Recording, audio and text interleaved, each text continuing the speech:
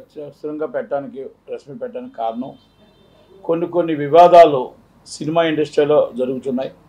అలాగే పొలిటికల్లో కూడా పొలిటికల్ వాళ్ళు వచ్చి సినిమా వాళ్ళ మీద, సినిమా వాళ్ళు వచ్చి పొలిటికల్ మీద విపరీతంగా ట్రోల్ చేసుకుంటూ ఎవరికి వాళ్ళు తక్కువ చేసుకుంటున్నారన్న ఒక దాంతో భావంతో నేను ఈరోజు ప్రెస్ మీట్ పెట్టడం జరిగింది.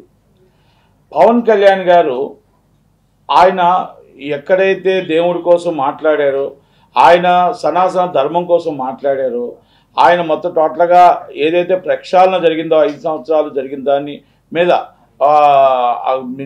దీక్ష పూని దీక్షని తిరుపతిలో తీసుకున్నాక 2 పిల్లలతో ఆయన దర్శనానికి వచ్చారు. అప్పటి నుంచి కొంతమంది ఆయన అంటే ఎందుకో పడట్లేదు. ఫస్ట్ వ్యక్తిగత విభేదాలు ఉండొచ్చు. ప్రకాష్ రాజ్ గారు ఉన్నారు ఉదాహరణకి. ఫస్ట్ ఏదో చెప్పారు, రాజకీయంగా లాగొద్దు అన్నారు. వాళ్ళ తర్వాత అయిపోయింది. తర్వాత వచ్చి బాబా వచ్చాడు, 2 నామాలు పెట్టుకొని కొత్త బాబా వచ్చాడు అన్నారు. ఒకటి. రెండోది వచ్చి ఇప్పుడు ఏదేదో ఇష్టం వచ్చాడు మాట్లాడుతున్నా. అంటే నేను ఏమడుగుతున్నా అంటే ప్రకాష్ రాజ్కి అడుగుతున్నా, నీకు స్టాండర్డ్ ఉందా అని అడుగుతున్నా. అసలు నీకు క్రెడిబిలిటీ ఉందా అని అడుగుతున్నా. నువ్వు ఎప్పుడైనా ఏ దాని మీదైనా స్పందించావా? ప్రజల కోసం స్పందించావా? ఒక పూట తిండి పెట్టావా? ప్రజల కోసం ఎప్పుడైనా నువ్వు ఆలోచించావా? ఏ రోజైనా ఇండస్ట్రీ కోసం నువ్వు ఆలోచించావా? ఇండస్ట్రీ కోసం ఎవరికైనా అన్యాయం జరిగితే నువ్వేమైనా ఖండించావా? ఇండస్ట్రీ కోసం నువ్వు వచ్చావా అని అడుగుతున్నా. నీ స్వార్థం కోసం, నీ తాలూకులు కాపాడుకోవడం కోసం, నువ్వు మొత్తం టోటల్గా ఈ మీడియాని డైవర్ట్ చేయడం కోసం, కేటీఆర్ గారి మీద వచ్చిన మీడియాని, సురేఖ గారి కొండ సురేఖ గారు కేటీఆర్ మీద వచ్చిన మీడియాని డైవర్ట్ చేయడం కోసం డైరెక్ట్ పాలిటిక్స్ మీరు చేయలేదని అడుగుతున్నా. నేను డైరెక్ట్గా మీరు పవన్ కళ్యాణ్ గారి మీద మీరు మాట్లాడితే ఇమీడియట్లీ మీకు అక్కడ కేటీఆర్ గారిని కాపాడుకోవాలి. ఇంతకుముందు రేణు దేశాయ్ గారి మీద వచ్చిన ప్రాబ్లం వచ్చింది. అది ఇంతమంది ట్రోల్ చేశారు. ఇంతమంది అమ్మాయి ఏడ్చుకుంటూ చెప్పింది, ఇలా నన్ను ట్రోల్ చేయొద్దు, నేను రాజకీయాల్లో లేను అని చెప్పేటప్పుడు మీ సినిమా ఇండస్ట్రీలో మీరు ఏమైపోయారు అడుగుతున్నాను ప్రకాష్ రాజ్ గారు. ఆ రోజు మీరు కనబడలేదే. ప్రజలు రేవణ్ గారు మీకు కావాల్సిన దోస్తు 2500 మంది అమ్మాయిలు నగ్న వీడియోస్ తీసి అరెస్ట్ అయితే వాళ్ళ కోసం మీరు ఏం స్పందించలేదు అడుగుతున్నాను నేను. అలాగే మీరు మొత్తం టోటల్ రజనీకాంత్ గారు అవమానిస్తే రజనీకాంత్ గారిని ఆ రోజు స్పందించలేదే. మొత్తం టోటల్ 2016-17లో మొత్తం టోటల్గా అందరినీ డ్రగ్స్ కేసులో నించోబెట్టి లైన్ పెట్టి, సినిమా టికెట్లో లైన్ పెట్టి మొత్తం 15 రోజులు వాళ్ళ పరువులు తీస్తున్నప్పుడు ఏం స్పందించలే. ఈరోజు మీకు కేటీఆర్ గారి మీద అన్నారు కాబట్టి ఆ రోజు మీరు స్పందిస్తూ అది డైవర్ట్ చేయడం కోసం మీరు పవన్ కళ్యాణ్ గారిని మీరు మొత్తం టోటల్గా ఒక టార్గెట్ చేస్తారు. నేను మిమ్మల్ని ఏమంటున్నా, సెక్యులరిజం తప్పలేదు. Hindu or Muslim or Christian ఎవరి దేవుడు వాళ్ళకి పవిత్రత ఉంటుంది. ఆయన ఏమడిగాడు, నా హిందూ దేవుణ్ణి నాకు 80% నీ హిందుత్వాన్ని మనం సనాతన ధర్మాన్ని మనం కాపాడాలి అని చెప్పాడు. కాపాడాలి అని చెప్పేటప్పుడు ఆయన గతంలో జరిగింది, ఆయన మొత్తం తిరుపతిలో ఏమి జరిగిందో, ఏ అన్యాయం జరిగిందో ఆయన మొత్తం అటు వివరిస్తూ దానికి దీక్ష తీసుకొని ప్రక్షాళన చేయడానికి వచ్చాడు.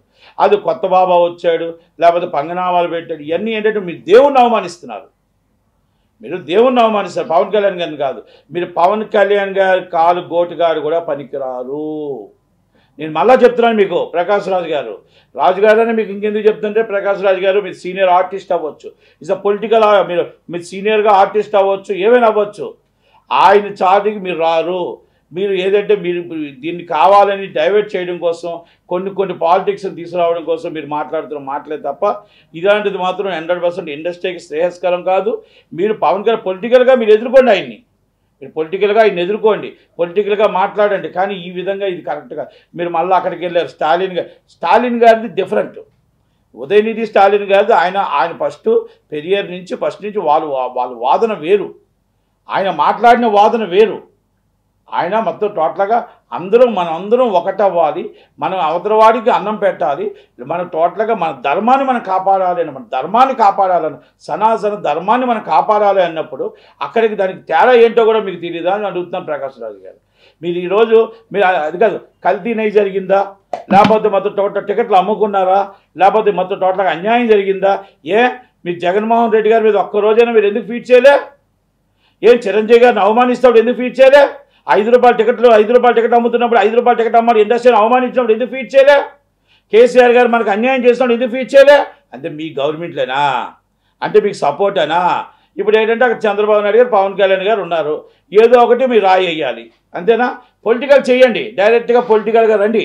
పొలిటికల్గా ఎదుర్కోండి, అంతే తప్ప మీరు ఒక సినిమా ముసుగులో పవన్ కళ్యాణ్ గారి మీద టార్గెట్ చేస్తారంటే ఇది కరెక్ట్ కాదు.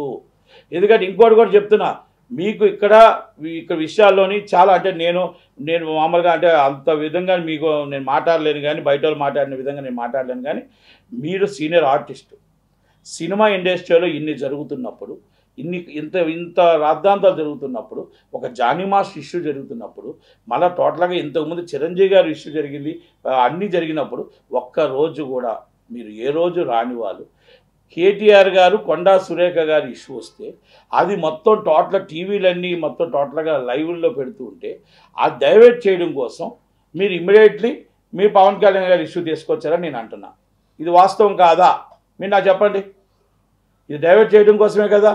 ఇది మొత్తం టోటల్గా ఇండస్ట్రీని అంతా కలిపి, ఇండస్ట్రీ అందరూ కూడా నేను రిక్వెస్ట్ చేస్తున్నా, కొండా సురేఖ గారు అన్న మాటలో 100% ఆమె తప్పే. ఆమె తప్పు మాట్లాడింది 100%. ఆమె వెనక్కి కూడా తీసుకున్నారు.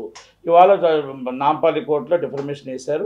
డిఫర్మేషన్ ఆమె లీగల్గా ఆమె ఎదుర్కొంటారు, వాళ్ళు చేస్తారు. ఇదే నేను ఎంకరేజ్ చేయట్లేదు, లేకపోతే నేను మద్దతు ఇవ్వట్లేదు. కానీ నేను ఒక్కటే అడుగుతున్నా, ఇండస్ట్రీ అందరూ కూడా రేణు దేశాయ్ గారు కూడా ఆడపిల్లే కదా. రేణు దేశాయ్ గారికి మొత్తం ఇండస్ట్రీ అంతా ట్రోల్ చేస్తూ ఉంటప్పుడు, ఇండస్ట్రీ అంతా ఇబ్బంది పెడుతున్నప్పుడు కన్నీరు పెట్టుకుంది కదా వచ్చి నన్ను ఇబ్బంది పెట్టదు, నేను రాజకీయ నాయకురాలు కాదు అన్నప్పుడు, మరి ఆ రోజు ఇండస్ట్రీ అంతా ఏమైపోయింది? ఈ ప్రకాశ్ రాజు గారు ఏమైపోయారు? అలాగే భువనేశ్వరమ్మ, నందమూరి తారక రామారావు గారి బిడ్డ, నందమూరి బాలకృష్ణ గారి చెల్లెలు, జూనియర్ ఎన్టీఆర్ గారి అత్త, ఆమెను అసభ్యకరంగా మాట్లాడుతున్నప్పుడు ఒక్కరు ఇండస్ట్రీ వాళ్ళు వచ్చి ఇది తప్పు అని ఖండించారా? ఏం జగన్మోహన్ రెడ్డి గారు భయపడ్డారా? కేసీఆర్ గారికి భయపడ్డారా? ఏం ప్రకాశ్ రాజు గారు ఆ రోజు ఏమైపోయింది మీ నీతి? ఆ రోజు ఏమైపోయింది మీరు ఆ రోజు ఫీట్ చేసిన? ఆ రోజు ఏమైపోయింది? ఆడపిల్లని తెలియదా మీకు? మొత్తం డ్రగ్స్ మీద అందరిని, ఆడపిల్లలందరూ, మన ఆడపిల్లల్ని అందరినీ, ఇండస్ట్రీ అందరినీ తీసుకొచ్చి రైల్లో కట్టి డ్రగ్స్ తీసుకున్నారని చెప్పి పరువు తీసినప్పుడు మరి వాళ్ళందరూ ఏమయ్యారు? వాళ్ళందరూ మీరేం చేశారు? ఇండస్ట్రీ అంతా ఏమైనా ఫీట్ చేశారా? అంటే భయపడ్డారా? నేను అడుగుతున్నా మీకు అందరికీ కూడా. ఆ రోజు మీరు ఎవరు లేనప్పుడు ఈరోజు రావడం మంచి పరిణామం. ఇండస్ట్రీ అంతా కలిసి రావడం అనేది మంచి పరిణామం, శుభ పరిణామం. ఇలాగే అందరికీ రావాలి. కానీ అందరికీ ఇది వర్తిస్తుందా?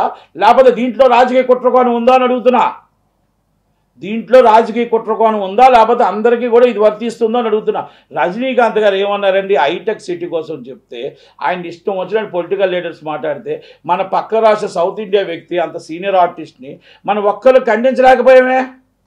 మన చిరంజీవి గారు మన కోసం వెళ్ళి, మన కోసం జగన్మోహన్ రెడ్డి గారి చేతులు జోడించి మా ఇండస్ట్రీని కాపాడండి, మా ఇండస్ట్రీని నిలబెట్టండి అని అడిగితే ఆయన ఇండస్ట్రీ కోసం వెళ్ళాడు, అందరి కోసం. అలా వెళ్తే ఆయన్ని అవమానిస్తే మరి ఎందుకు ఖండించలేకపోయారు? ఎందుకు మాట్లాడలేకపోయారు? జగన్మోహన్ రెడ్డి అంటే భయమా? లేదా కేసీఆర్ గారు అంటే భయమా?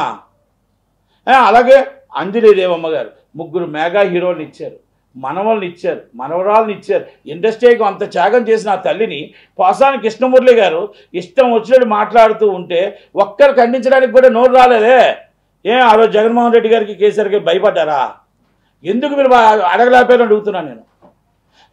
ఈ పోసాని కృష్ణమురళి గారు ఈరోజు చెప్తున్నారు, అమ్మ సురేఖమ్మ మీరంటే నాకు 30 సంవత్సరాల నుంచి నాకు బాగా తెలుసు, కానీ ఇలాంటి వ్యాఖ్యలు చేయకూడదు. నేనేమంటానంటే ఆ వ్యాఖ్యలు 100% తప్పే. కానీ ఇంతకుముందు మీరు చేసిన వ్యాఖ్యలు ఏంటి నాయక కృష్ణ గారు? మీరు చేసిన వ్యాఖ్యలు ఏంటి? ఇంతకుముందు మీరు అంతకన్నా అసభ్యంగా మాట్లాడారు కదా, అంతకన్నా దారుణంగా మాట్లాడారు కదా. మీరు మళ్ళీ ఎన్టీవీ ఒక టీవీ లైవ్లో మీరు మాట్లాడుతున్న మాటలు కానీ అన్నీ కూడా నేను చెప్తున్నాను మీకు.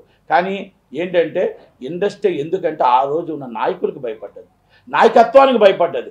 ఈరోజు నాయకులు ఏంటంటే మొత్తం రేవంత్ రెడ్డి గారు రావచ్చు, చంద్రబాబు గారు రావచ్చు, పవన్ కళ్యాణ్ గారు రావచ్చు, ఎవరో కూడా రాజకీయంగా అంత అంటే కక్ష సాధింపు చర్యలు చేయరు కాబట్టి అమాయకంగా దొరికారని చెప్పేసి వాళ్ళ మీద మరి ఒక కక్ష సాధింపు మాట్లాడుతున్నారో లేదో నాకు తెలియదు. కానీ నేనేమంటున్నానంటే మళ్ళా చెప్తున్నా ప్రకాష్ రాజు గారికి, మీరు పొలిటికల్గా రండి, పవన్ కళ్యాణ్ గారిని ఎదుర్కోండి, అంతే తప్ప పవన్ కళ్యాణ్ గారిని మీరు ఇష్టం వచ్చినట్టు మాట్లాడితే మాత్రం తగిన బుద్ధి కంపల్సరీ మీకు బుద్ధి చెప్పడానికి రెడీగా ఉంటారు. తర్వాత ఎవరో కూడా అభిమానులు మాట్లాడుతున్న మాటలకి మళ్ళీ మీకు జవాబు చెప్పేటప్పుడు తర్వాత నన్ను ఎలాగన్నారు పవన్ కళ్యాణ్ గారు సమాధానం చెప్పాలంటే మాత్రం ఎవరు అవ్వదు. ఎందుకంటే అభిమానం హద్దుని ఎవరు ఆపలేరు, వాళ్ళ కోపాన్ని ఎవరు ఆపలేరు. దయచేసి మనం మాట్లాడేటప్పుడే హద్దుల్లో ఉండాలి, మనం మాట్లాడేటప్పుడు ఆలోచించి మాట్లాడాలి. ఎందుకంటే ఒక హీరోగా కొంతమంది ఫ్యాన్స్ ఉంటారు, మీకు ఉంటారు. కనుక దయచేసి మనం మాట్లాడేటప్పుడు 1-2 సార్లు ఆలోచించుకోండి, ఆలోచించి నిర్ణయం తీసుకోండి. మీరు పొలిటికల్గా ఎదుర్కోండి, మీరు పొలిటికల్గా పార్టీకి రండి, పొలిటికల్గా. అంతేగాని ఇలా దేవుణ్ణి అవమానించడాలు, ఇలా పవన్ కళ్యాణ్ గారితో మాట్లాడాలు చేయడం అనేది కరెక్ట్ కాదు అనేది నా ఉద్దేశం.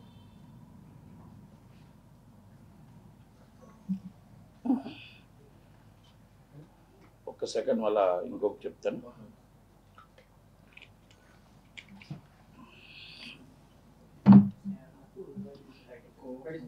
రెడీ? ఇప్పుడు జానీ మాస్టర్ గారి విషయంలో మనం రోజుకి చూస్తూనే ఉన్నాం. జానీ మాస్టర్ గారి విషయంలో ఇప్పుడు ఇండస్ట్రీలో మొత్తం టోటల్గా ఇండస్ట్రీ తప్పుదారి పడుతుంది, ఇండస్ట్రీ మరి ఎక్కడికో తేడా వస్తుంది అని నేను చెప్తున్నా. ఎందుకంటే చట్టం పోలీస్ స్టేషన్లో పెట్టిన కేసు చట్టం ఇన్వెస్టిగేషన్ చేస్తుంది, కోర్టు వారు నిర్ణయం తీసుకుంటారు, దాని జోలికి మనం వెళ్ళాల్సిన అవసరం లేదు. నేనేమంటున్నానంటే ఒక 5 సంవత్సరాలు ఒక రిలేషన్షిప్లో ఉన్న అమ్మాయి, ఆ అమ్మాయి మళ్ళీ వచ్చి కేసు పెట్టడానికి, ఆ కేసులో మొత్తం టోటల్ పూర్వపరాలు అన్నీ కూడా చూసి మనం ఏ విధంగా చేయాలని police station investigation, court chamber వారు మాత్రం దాంట్లో ఉన్న ఏదైతే కమిటీ ఉందో ఆ కమిటీ మాత్రం ప్రెస్ మీట్ పెట్టడం తప్పు. అలాగే ఒక కమిటీ మాత్రం ఇమ్మీడియట్ ఒక్క కార్డు సస్పెండ్ చేయడం తప్పు. ఇవన్నీ కూడా ఎన్నో జరుగుతున్నాయి, ఎన్నో అవకతవకలు ఉన్నాయి. దీని వెనకాల బ్యాక్గ్రౌండ్ వేరే వాళ్ళు ఉన్నారు. ఆ బ్యాక్గ్రౌండ్ ఎవరున్నారు ఏంటి మొత్తం టోటల్గా ఒక పెద్ద వ్యక్తులు, ఇండస్ట్రీకి సంబంధించిన వ్యక్తులే ఉన్నారు, నడిపిస్తున్నారు. అది ఎందుకు నడిపిస్తున్నారు ఏంటి అని త్వరలోనే మీకు ముందు బయటపెడతాం. ఇవన్నీ ఒక ఎత్తు అయితే ఇన్వెస్టిగేషన్ నడుస్తుంది. వాళ్ళు బెయిల్ వేసుకున్నారు, బెయిల్ వేసుకొని ఇన్విటేషన్ వచ్చింది. రాష్ట్రపతి అవార్డు 8వ తారీఖు రేపే అవార్డు వచ్చి ఇన్విటేషన్ వచ్చింది. వచ్చిన తర్వాత బెయిల్ కూడా గ్రాంటెడ్ అయింది.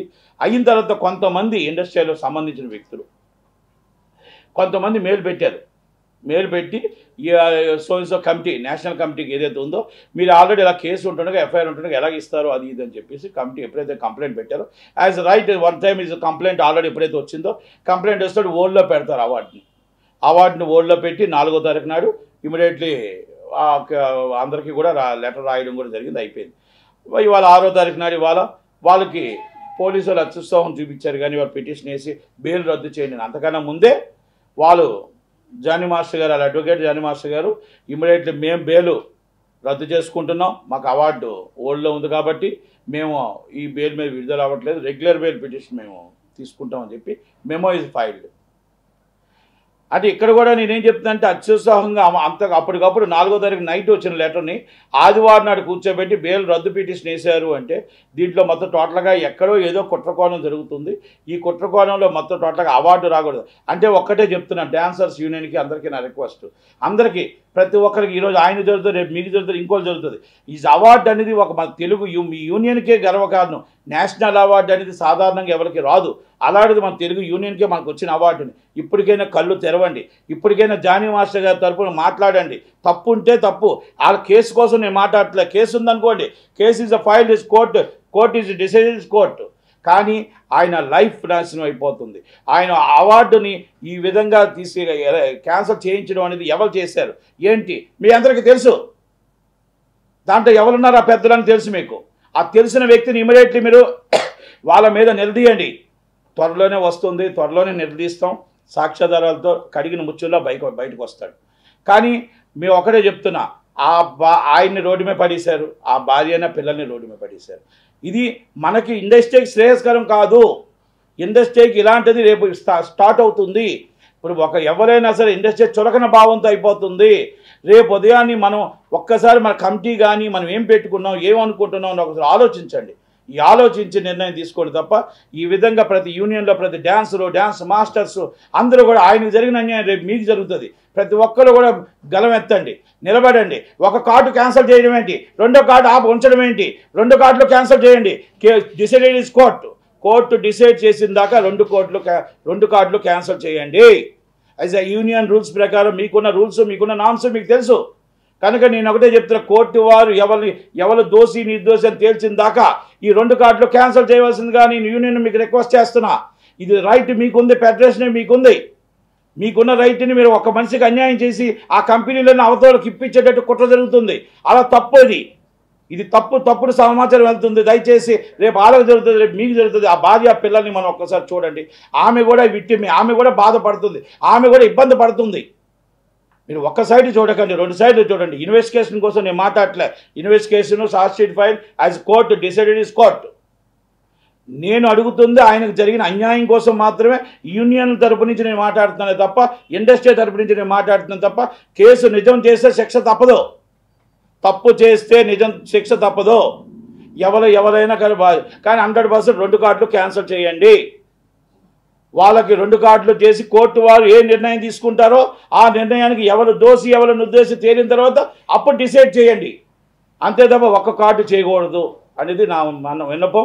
అందరూ రండి, బయలుదేరండి. మీరు అందరూ కూడా గలవెత్తండి. యూనియన్లో మీకు ఎంతోమంది ఎన్నో కుటుంబాలకు ఆయన సాయం చేసి ఉంటాడు. ఓకే, ఆయన మీకు ఏం చేసినా అందరూ కూడా మీరు మీ అభిమానులుగా అందరూ కూడా మీరు ఫీట్ చేయండి. మీరు కూడా నేషనల్ కమిటీకి అందరూ మెయిల్ పెట్టండి. ఆయన మంచివాడా కాదని మెయిల్ పెట్టండి. ఎందుకంటే అవార్డు అనేది చాలా వాల్యుబుల్ అవార్డు. ఎట్టి పరిస్థితుల్లో ఇవాళ కాకపోతే రేపు వస్తుంది కంపల్సరీ. ఆ నిర్దోష నిజం తేలిన తర్వాత కంపల్సరీ అవార్డు మళ్ళీ వస్తుంది. కానీ ఇంకోటి మాత్రం చెప్తున్నా, ఈ అవార్డుకి మెయిల్ పెట్టిన వాళ్ళకు ఒకటే మాట చెప్తున్నా, మీరు ఓడిపోయారు, జానీ మాస్టర్ గెలిచాడు. ఎందుకంటే ఆయన 2022లో అవార్డు, నేషనల్ అవార్డు వస్తే ఆయన కష్టానికి అవార్డు వచ్చింది. ఆయన కష్టానికి ఫలితం అవార్డు తీసుకోలేకపోయాడని బాధ తప్ప, ఆయనకు అవార్డు నేషనల్ లెవెల్లో ఆయన గుర్తించారు, అవార్డు వచ్చింది అనేది ఒకటి.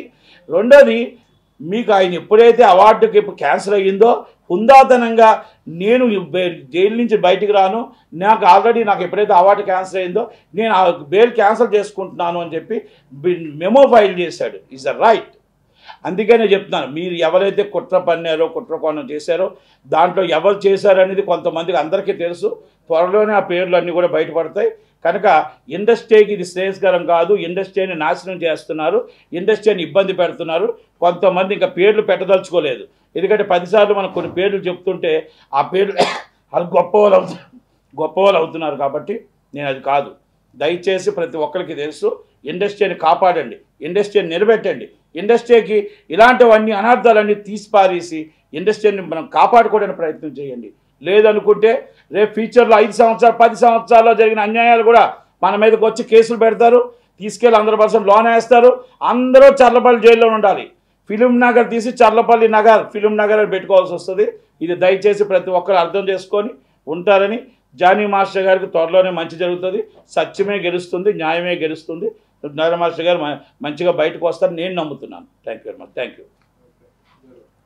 ఇంకోటి చెప్తాను.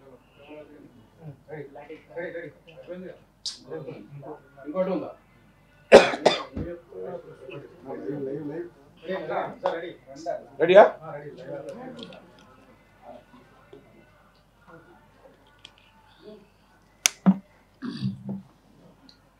ఇప్పుడు తిరుపతి లడ్డు కోసం చెప్తున్నారు చాలామంది.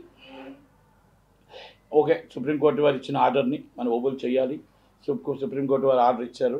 చాలామంది ఇంకా ఆర్డర్ ఇవ్వకముందే సత్యమే గెలిచింది అన్నారు. సత్యం గెలడం అంటే సుప్రీంకోర్టు వారు ఆల్రెడీ షిఫ్ట్ వేశారు. షిఫ్ట్ వేసిన దాంట్లో చాలా క్లియర్ కట్గా చంద్రబాబు నాయుడు గారి మీద పూర్తి నమ్మకం నాకు ఉంది. ఎందుకంటే ఆయన ఇంటి విరవేల్పు కలియుగ దైవం, ఆయన ఆరాధ్య దైవం. ఆయన ఏదైతే చెప్పాడో అది నిజాలు అనుకొని 1-2 సార్లు అన్నీ అనుకొని సాక్ష్యాధారాలతోనే ఆయన ప్రెస్ మీట్ పెట్టారు. కనుక ఆ ఏమున్నా సిట్టు నిర్ణయం కంపల్సరీ ఆయన ఏం పెట్టాడో అన్నీ కూడా సిట్టు వారికి సమర్పిస్తారు. నిజాలు బయటపడతాయి. ఈ 5 సంవత్సరాల్లో అన్యాయం జరిగిందనేది వాస్తవం. మన వాస్తవాలు ఒప్పుకోక తప్పదు.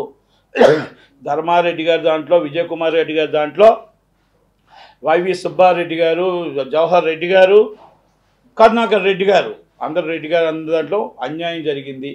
తిరుపతి దేవస్థానంలో అన్యాయం జరిగిందని వాస్తవం. మనకి మామూలుగా టికెట్, ధర్మదర్శనం టికెట్ నుంచి 300 రూపాయల టికెట్ నుంచి 500 రూపాయల టికెట్, విఐపి దర్శనం నుంచి, కళ్యాణం టికెట్ల నుంచి, అన్నదాన సత్రంలో అన్నదానం నుంచి అన్నీ మొత్తం టోటల్గా బ్లాక్ మార్కెట్లోకి వెళ్ళాయి. నిశ్చిత అన్నదానంలో కూడా కల్తీ జరిగింది. అలాగే మొత్తం టోటల్గా ఇవన్నీ బ్లాక్ టికెట్లు అమ్మారు. బ్లాక్ మార్కెట్లో అమ్మిన డబ్బులన్నీ జగన్మోహన్ రెడ్డి గారి ఉండిలోకి ధర్మారెడ్డి గారు, విజయ్ కుమార్ రెడ్డి గారు వెళ్ళాయి అనేది వాస్తవం. ఇది నిజం. అలాగే మొత్తం టోటల్గా ఆధ్యాత్మిక కేంద్రం ఉదయం లేస్తే గోవింద నామస్వరంతో ఉండవలసిన ఆధ్యాత్మిక కేంద్రంలో మంగ్లీ గారిని పైన పెట్టడం కూడా ఆమె భక్తురాలే కావచ్చు, కానీ ఆమెను తీసుకొచ్చి అక్కడ పెట్టడం. ఎందుకంటే కొన్ని సాంగ్స్ మనం ఉదయం లెగిస్తే దేవుడి భక్తితో దేవుడు ఆధ్యాత్మికంగా గోవింద నామస్వరాలతో ఉన్న వాళ్ళనే మనం ఆ దేవుడి దగ్గర మనం పెడతాం. అలాంటి వాళ్ళకి మరి ఆ పోస్ట్ ఇవ్వడం అనేది కూడా నాకు వ్యక్తిగతంగా అది కరెక్ట్ అనిపించలేదు. కనుక అది కూడా మరి అక్కడ అన్యాయమే జరిగింది. అలాగే శేషాచలం అడవుల్లో మొత్తం టోటల్గా గంధపు చెక్కల కోసం స్మగ్లింగ్కి మొత్తం అడవినే నుల్లి చేసేస్తే వన్యప్రాణులు బయటకు వచ్చి ఆ కాలనాటకను వచ్చిన వాళ్ళ మీద అటాక్ చేస్తూ ఉంటే అక్కడ కుంభకోణం జరిగింది. కర్ర ఇస్తారంట, కర్రతో పుల్లు కొట్టాలంట. కర్ర ఇస్తే కర్రతో పుల్లు కొట్టాలి. పుల్లు కొట్టండి, 300 ఇవ్వండి, మీరు పైనుంచి కిందకి తింటే కర్ర అంట. ఇది ఎక్కడైనా న్యాయం అండి? పైకి వెళ్ళిన కర్ర కిందకు వస్తుందా? ఇది కుంభకోణమే. అంటే 300 రూపాయలు. భక్తుల మనోభావాల్ని, భక్తుల వీక్నెస్తో ఆడుకొని డబ్బులు దాచుకున్నారు. మరి ఇలాంటి వాళ్ళు ఏం చెయ్యాలి? ఇలాంటి వాళ్ళ మీద ఎందుకు యాక్షన్ తీసుకోకూడదు? మరి ఇలాంటి అన్నింటి మీద కూడా చంద్రబాబు నాయుడు గారు ఎందుకు కంప్లైంట్ ఇచ్చి ఎందుకు వాళ్ళ మీద యాక్షన్ తీసుకోవట్లేదు? ఎందుకు ధర్మారెడ్డి గారి మీద ఎఫ్ఐఆర్ ఫైల్ చేయట్లేదు? ఎందుకు విజయ్ కుమార్ రెడ్డి గారి మీద ఎఫ్ఐఆర్ ఫైల్ చేయట్లేదు? ఎందుకు సీరియస్గా యాక్షన్ తీసుకోవట్లేదు? తిరుమల తిరుపతి దేవస్థానంలో జరిగింది అన్యాయం, వాస్తవం. అలాగే నేను ఇంకోటి కూడా చెప్తున్నా. ఇప్పుడు చాలామంది జగన్మోహన్ రెడ్డి గారు తప్పు చేశారు. మీకు జగన్మోహన్ రెడ్డి గారు క్రిస్టియనే, జగన్మోహన్ రెడ్డి గారిని తిట్టండి. మీరు యేసుప్రభుని ఎందుకు తిడుతున్నారు? చాలామంది ట్రోల్ చేస్తున్నారు. అది తప్పు. యేసుప్రభు తప్పు చేయలే. జగన్మోహన్ రెడ్డి గారు క్రిస్టియన్ అని జగన్మోహన్ రెడ్డి గారిని తిట్టండి తప్ప మరి యేసుప్రభుని ట్రోల్ చేసిన వాళ్ళు ఇమీడియట్లీ యాక్షన్ తీసుకోండి. వాళ్ళ మీద శిక్ష వేయండి. వాళ్ళ మీద సీరియస్గా తీసుకొని చంద్రబాబు నాయుడు గారు, పవన్ కళ్యాణ్ గారు, లోకేష్ గారు ఇమీడియట్లీ సీరియస్గా తీసుకోండి వాళ్ళ మీద. ఎందుకంటే మన తప్పుదో పడుతుంది. మన తప్పుదో పడుతున్నప్పుడు కొంతమంది కావాలనే తప్పుదో పట్టిస్తుంటారు. అలాంటి వాళ్ళందరి మీద కూడా చూడండి. దయచేసి ఇంకొకటి చెప్తున్నాను నేను లోకేష్ గారికి, చంద్రబాబు నాయుడు గారికి, పవన్ కళ్యాణ్ గారికి. సార్, పనిచేసే వాళ్ళకి డ్యూటీలు ఇవ్వండి. ఈజ్ టాలెంటెడ్ వాళ్ళకి వచ్చి మీరు వచ్చి విఆర్లో ఉంచుతున్నారు. టాలెంట్ లేని వాళ్ళకి, చేతులు కాకా పట్టుకున్న వాళ్ళకి, లాలోజీలు పడిన వాళ్ళకి, సార్ అనుకునే వాళ్ళకి వచ్చి ఉద్యోగాలు ఇస్తున్నారు. వాళ్ళకు ఉద్యోగాల్లో ఫోన్లు మాట్లాడలేరు, పబ్లిక్ రిలేషన్ మెయింటైన్ చేయలేరు. ఇది నేను ఒక రెవెన్యూ డిపార్ట్మెంట్ చెప్తున్నా, మీకు టోటల్గా పోలీస్ డిపార్ట్మెంట్ చెప్తున్నా, విద్యుత్ శాఖ డిపార్ట్మెంట్ చెప్తున్నా, మీకు అలాగే మొత్తం పంచాయతీ డిపార్ట్మెంట్ చెప్తున్నా. వీళ్ళందరికీ ఏంటి నిజమైన నిజాయితీ పనులకు వచ్చి వాళ్ళు ఎక్కడో లూప్ లైన్లోనో వీఆర్లోనో ఉంటున్నారు. వీళ్ళు కాకా పట్టుకొని ఒక ఎమ్మెల్యేనో ఎంపీనో ఎవరినో కాకా పట్టుకొని, ఏ మినిస్టర్ ఎవరినో కాకా పట్టుకొని కాళ్ళు పట్టుకొని వచ్చిన వాళ్ళకి పోస్టులు ఇస్తున్నారు. మన గత ప్రభుత్వానికి మనకి న్యాయం ఏమవుతుంది? ఒక్కసారి ఆలోచించండి. ఒక్కసారి ఇది లోకేష్ గారు ఇది రెక్టిఫై చేయండి. ఎమ్మెల్యే లెటర్లతో వాళ్ళ పోస్టులు ఇస్తే మనం మళ్ళీ గత ప్రభుత్వంలాగా అవుతుంది కదా. ఇసుక దంద నుంచి మొత్తం టోటల్గా అన్ని దందలు మళ్ళీ మొదలు పెడతారు. మైనింగ్ దంద నుంచి అన్నీ మొదలు పెడుతున్నారు కొంతమంది ఎమ్మెల్యేలు. కొంతమంది తప్పు జరుగుతుంది. ఒక్కసారి ఆలోచించండి. వాళ్ళని ఎంక్వైరీ చేయండి. నిజమైన ఆఫీసర్లకు వీఆర్లో పంపకండి. వాళ్ళ నిజమైన సిన్సియర్ ఆఫీసర్లకు పోస్టులు ఇవ్వండి. అంతేగాని లూప్ లైన్లో వెళ్ళిన వాళ్ళు నిజమైన వాళ్ళు చూడండి, వాళ్ళ బ్యాక్గ్రౌండ్ చూసి చేయండి. దయచేసి రికమెండ్ చేసి పలానా నా కులమోడు, పలానా ఎమ్మెల్యే తాలూకోడు, పలానా మినిస్టర్ తాలూకోడు, అది కాదండి. ఈజ్ అ వర్తబుల్లా కాదా, ఈజ్ అ టాలెంటెడా కాదా, ఈయన చేయగలడా, సిన్సియారిటీ లేదా, అది ఆలోచించాలి. కానీ మన రాష్ట్రం బాగుపడాలంటే, మన రాష్ట్రంలో మన డబ్బులన్నీ మన గవర్నమెంట్కి డబ్బులు రావాలంటే, మన రాష్ట్రంలో ప్రజలు బాగుండాలంటే పబ్లిక్తో రిలేషన్షిప్ ఉన్న వాళ్ళని నిలబెట్టమని అడుగుతున్నాను. అది ఇప్పుడు నారా లోకేష్ గారైనా ఫోన్ ఎత్తుతారు, ఎమ్మెల్యేలు ఫోన్లు ఎత్తారు. 3 పిఎస్లు ఒక్కొక్కరికి. సార్ బిజీగా ఉన్నారండి, సార్ పడుకున్నారండి, సార్ లాగలేదండి.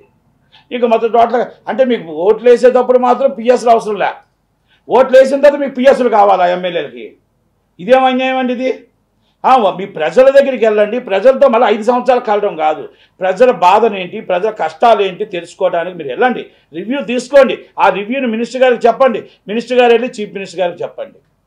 అంతే తప్ప ప్రజల్ని మేము గెలిచాము, మాకు సంబంధం లేదు, మాకు ఏం అవసరం లేదు అని అనుకుంటే ఈ 164 సీట్లు ఇచ్చారు. మళ్ళీ మనకు అదే రిపీట్ అవుతుందని మాత్రం గుర్తుపెట్టుకోండి. ఎమ్మెల్యేలందరికీ కూడా మా రిక్వెస్ట్, చాలామంది మేము ఫోన్లు చేస్తుంటే చాలామంది మాత్రం ఒకటి మాత్రం చెప్తున్నారు, ఎవరో ఫోన్లు ఎత్తరు. ఎమ్మెల్యేలు ఫోన్లు ఎత్తరు, వాళ్ళు పిఎస్లు ఫోన్లు ఎత్తరు, పిఏలు ఫోన్లు ఎత్తరు.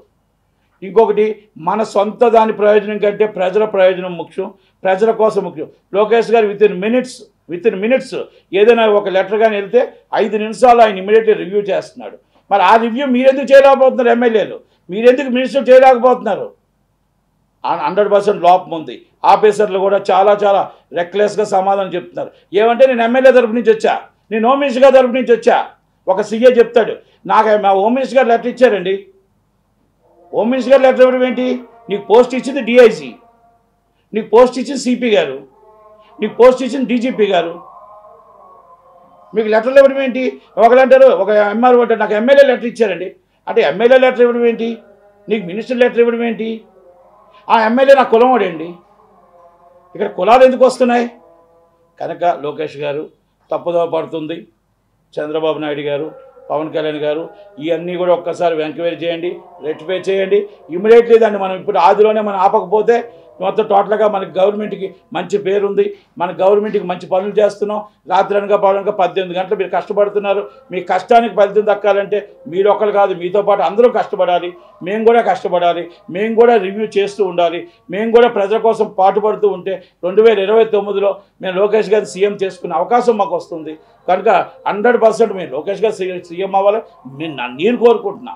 అది నా వ్యక్తిగత అభిప్రాయం. అది ఎవరి అభిప్రాయాలు వాళ్ళకు ఉంటాయి, కానీ నా వ్యక్తిగత అభిప్రాయం ఆయన సీఎం అయితే బాగుంటుందో నేను కోరుకుంటున్నా. కనుక అలాగే దయచేసి అందరూ కూడా ఒక్కసారి అందరూ రివ్యూ చేయండి, కష్టపడి నిలబడతారని ఆశిస్తూ thank you very much. Thank you.